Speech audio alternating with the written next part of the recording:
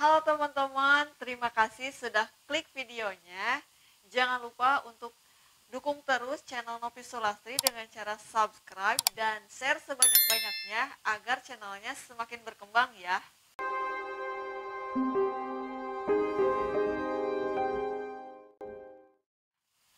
Kredit kepemilikan rumah merupakan salah satu cara yang bisa teman-teman tempuh untuk mendapatkan rumah yang saat ini sedang diidam-idamkan.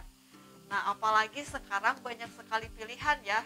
Jika teman-teman ingin memiliki rumah dengan cara KPR, yaitu ada beberapa pilihan. Yang pertama KPR rumah subsidi dan KPR rumah komersil. Nah, itu tergantung kepada teman-teman ya, apakah mau pengajuan secara subsidi atau secara komersil. Kedua pilihan tersebut tentu saja mempunyai aturan yang berbeda-beda. Seperti di video saya sebelumnya, saya juga sudah bahas persyaratan pengajuan rumah dengan cara KPR rumah subsidi maupun secara komersil. Teman-teman bisa cek dulu videonya agar teman-teman bisa memahami apa sih rumah subsidi dan apa sih rumah komersil dan seperti apa sih proses pengajuannya. Nah, saat ini saya akan share ke teman-teman semua ketika teman-teman berniat melakukan pengajuan rumah secara KPR. Jangan sampai ketika prosesnya sudah berjalan teman-teman merasa tidak yakin atau malah tidak difikirkan terlebih dahulu. Nah, untuk itu teman-teman bisa mempertimbangkan terlebih dahulu ketika teman-teman ingin melakukan pengajuan kredit kepemilikan rumah ini. Agar teman-teman tidak menyesal nantinya ketika akan melakukan kredit pemilikan rumah, baik itu subsidi maupun komersil, saya akan share beberapa pertimbangan yang bisa teman-teman pertimbangkan dahulu sebelum melakukan pengajuan. Apa sih yang bisa menjadi pertimbangan? Yang pertama, ingat, harga properti itu selalu mengalami kenaikan. Harga properti dari tahun ke tahun akan selalu mengalami yang namanya kenaikan. Entah itu rumah, ruko, maupun apartemen. Apalagi didukung dengan lokasi yang strategis. Ketika teman-teman awalnya membeli dengan harga misalnya 150 juta, beberapa tahun ke depan mungkin harga 150 ini akan mengalami kenaikan, misalnya menjadi 250 juta.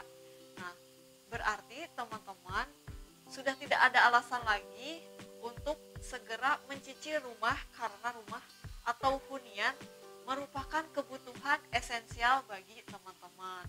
Yang kedua, dalam jangka waktu yang panjang, rumah bisa dijadikan investasi. Rumah bisa dijadikan investasi maupun warisan ketika teman-teman menyiapkan itu semua dari awal. Nah, teman-teman misalnya belum ada rencana untuk menjadi warisan, teman-teman bisa mempersiapkan rumah tersebut untuk sekedar disewakan atau dikontrakan. Dan ini bisa menjadi nilai tambah bagi teman-teman sebagai peluang untuk berinvestasi. Yang terakhir, yang ketiga sebagai pembuktian diri. Mungkin ini terkesan agak berlebihan ya, karena pembuktian diri ini bisa teman-teman gambarkan sebagai kemapanan teman-teman ketika teman-teman sudah memiliki rumah pribadi atau rumah sendiri. Ketika teman-teman sudah bekerja kemudian bisa membeli rumah sendiri, sebagian orang menggambarkan bahwa seseorang yang telah memiliki rumah bisa dikategorikan orang tersebut sudah mapan dan sudah mempersiapkan masa depannya seperti apa. Nah, ini ya teman-teman, ketika teman-teman berpikiran positif, hal ini bisa dijadikan motivasi, bukan sebagai ajang sombong atau misalnya ria ya. Nah, itu dia teman-teman yang bisa dipertimbangkan ketika teman-teman akan melakukan kredit pemilikan rumah. Dan selanjutnya saya akan share ke teman-teman semua 6 poin penting yang teman-teman harus pikirkan atau persiapkan lebih matang ketika akan melakukan proses kredit pemilikan rumah. Jangan sampai teman-teman terjebak atau misalnya malah menyesal ketika sudah terjadinya proses KPR ini. Yang pertama, rencana untuk jangka panjang. Teman-teman mungkin sudah tahu ya, masa tenor untuk KPR ini Ada yang 5 tahun, 10 tahun, 15 tahun, atau bahkan paling lama yaitu 20 tahun. Teman-teman harus pertimbangkan terlebih dahulu untuk tenor KPR rumah tersebut. Jangan sampai teman-teman tidak memikirkan panjang untuk tenor tersebut. Karena mungkin saja teman-teman nanti setelah cicilannya tersebut berjalan merasa berat menjalani. Yang kedua yaitu batas usia.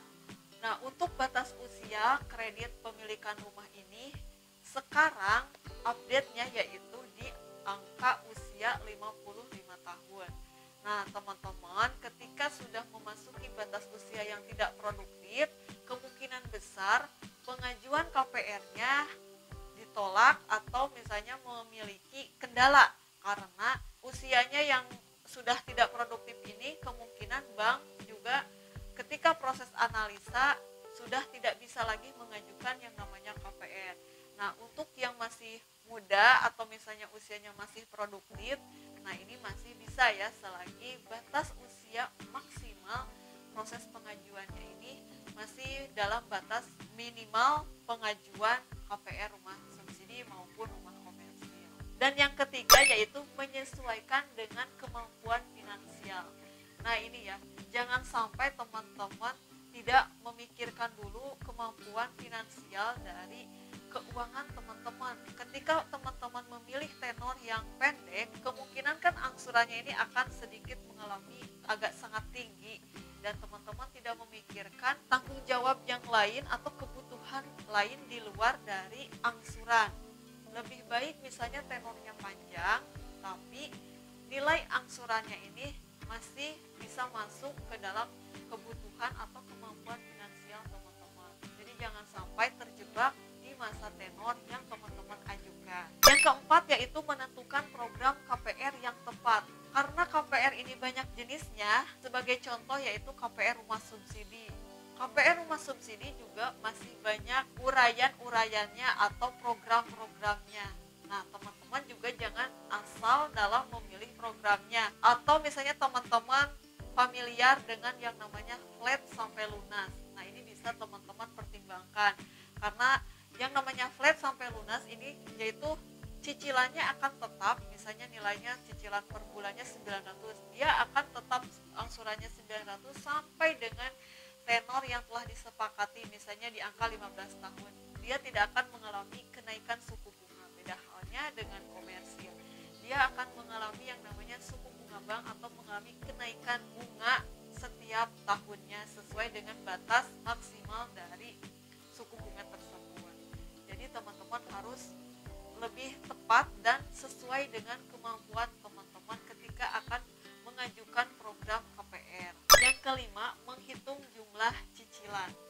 Ketika penghasilan teman-teman cukup banyak atau misalnya tinggi, tentu teman-teman juga jangan asal mengambil masa tenor. Ketika teman-teman merasakan bahwa pendapatan lebih tinggi nih, kita ambil aja KPR yang waktunya sangat singkat, misalnya 10 tahun. Padahal teman-teman juga masih ada kewajiban-kewajiban yang lain. Nah, teman-teman harus hitungkan ya, jangan sampai melebihi 30% dari kebutuhan teman-teman. Dan yang terakhir yaitu yang keenam, cara pengambilan KPR.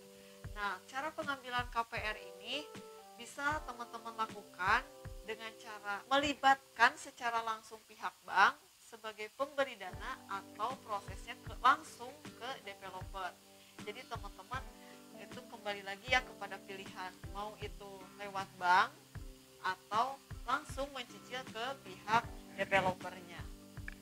Nah itu dia ya teman-teman yang wajib teman-teman pertimbangkan sebelum melakukan pengajuan KPR. Karena mungkin teman-teman dari awal sudah senang nih akan memiliki rumah yang saat ini diidam-idamkan. Tapi teman-teman tidak memikirkan secara rinci poin-poin penting yang nantinya akan terasa ketika teman-teman mulai menjalani proses KPR tersebut. Nah, teman-teman ketika sudah nonton videonya, mungkin teman-teman juga akan bisa lebih mempertimbangkan proses pengajuan KPR rumah subsidi maupun rumah komersil itu bagaimana. Nah, itu dia teman-teman share kita kali ini mudah-mudahan bisa bermanfaat dan bisa menjadi bahan pertimbangan ketika teman-teman akan melakukan pengajuan KPR rumah subsidi maupun rumah komersil. Jadi jangan sampai ketika proses pengajuannya sudah berlangsung, teman-teman malah menyesal. Kok gini sih pengajuan rumah KPR? Berat, nyesel deh. Nah, semoga penyesalan ini tidak terjadi ketika sudah melakukan proses pengajuan. Nah, untuk itu teman-teman harus mempersiapkan diri terlebih dahulu agar semuanya lebih matang dan sudah disiapkan jauh-jauh hari. Sekian videonya, semoga bermanfaat. Jangan lupa mampir juga ke Instagram kita di novisulastri.channel, akun TikTok kita novisulastri.channel. Follow dan dukung terus channelnya dengan cara subscribe, like, and share. Sampai ketemu di video saya selanjutnya.